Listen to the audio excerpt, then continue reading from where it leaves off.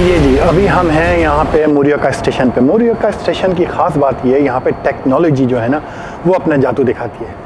आपने आज तक तो मैग्नेट से बहुत सारी चीज़ें जुड़ती हुई देखी होंगी, मगर आज हम आपको मैग्नेट से दो ट्रेनें मिलती हुई दिखाएंगे।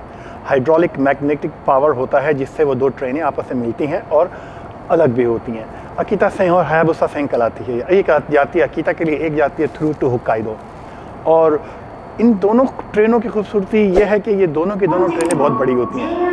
हम स्पेशली तौर पे आपके लिए यहाँ आए हैं और ये आपको दिखाना चाहते हैं। टाइम जो है होने वाला है, चलते हैं, आइए।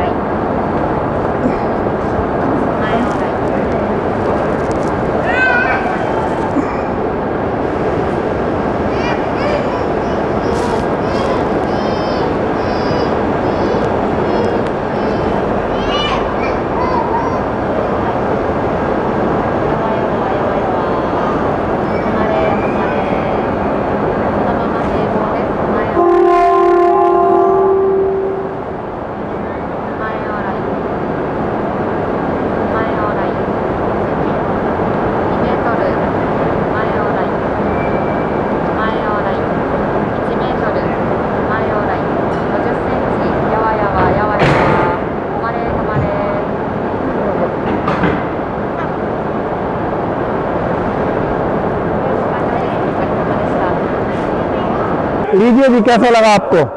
ये थी टेक्नोलॉजी का एंड कि दो ट्रेनें आपस में एक दूसरे के साथ जुड़ के इतनी पावर के साथ इनको मिलाती हैं कि ये एक दूसरे को खींचते हुए लेके जाती हैं।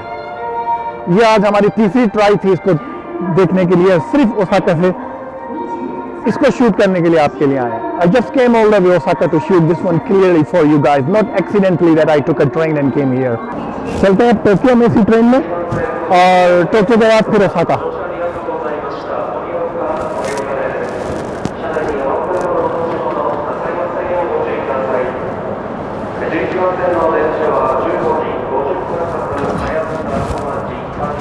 すいません。